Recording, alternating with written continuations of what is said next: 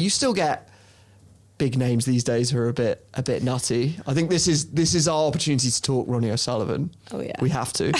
we'll get into a little debate about him in a second, but just for background, he had a really tough upbringing. I think you'd have to say. The year he turned pro, his dad was jailed for a really unpleasant murder. I was reading up about his parents' background because they ran Soho sex shops, and apparently his dad was one of those guys. He used to walk into bars, buy everyone a drink, and announce, "Big Ron's the name, porn's the game."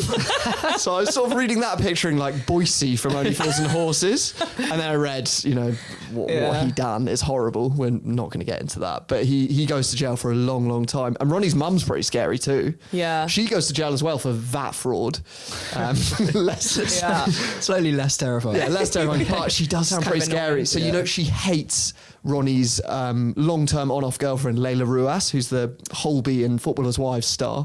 Obviously, you'll know her from Holby. So. Oh, of course, yeah. And she's she always refers to her as a prostitute and all this horrible stuff. But apparently, she has Layla's number saved in her phone as the revolving fanny.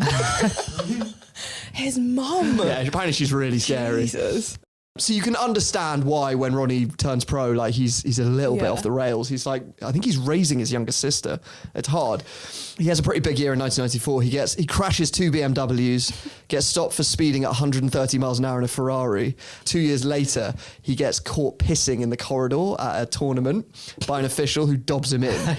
And Ronnie's obviously a bit pissed off about being dobbed in. And about a month later, Ronnie's friend is in the green room, and this tournament official takes real exception to Ronnie's friend, and he wants him thrown out. And O'Sullivan grabs this tournament official by the balls, gets him up against the wall, calls him a little fucking gross, and then headbutts him. So he's pretty scary because Ronnie now is a tortured but not such a threatening soul. He's almost quite a nice guy. He's 50. He's older now, and he's been through it. I think he came to the sport quite young. I remember him. Because when I was watching it as a kid, a lot of the players were really old and really slow, and he was really fast and young, and I think that's why he became and also all the stuff about his family. He had an interest in romantic. And he's he's a tortured soul. He's the heir to the Higgins white throne, isn't he? And he is he plays so fast. Yeah, it's good. The Rocket. He obviously has all these wild stories about hell raising with the Rolling Stone. He also hangs out with them, hell raising and all this partying. But whenever I read quotes from him about it, it's a bit miserable. I'll read you. This is the one that always does the rounds. I went wild for 6 years. Booze and spliffs. I loved a joint. The only problem with a joint is that one follows another and another.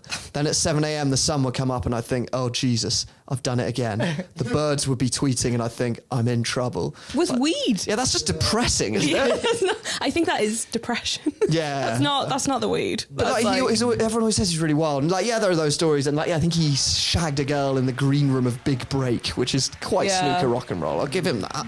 Big Break was a weird era. Yeah, because it came a bit late for snooker, didn't it? Also, Jim Davidson. Yeah, so it's not age 12. Yeah.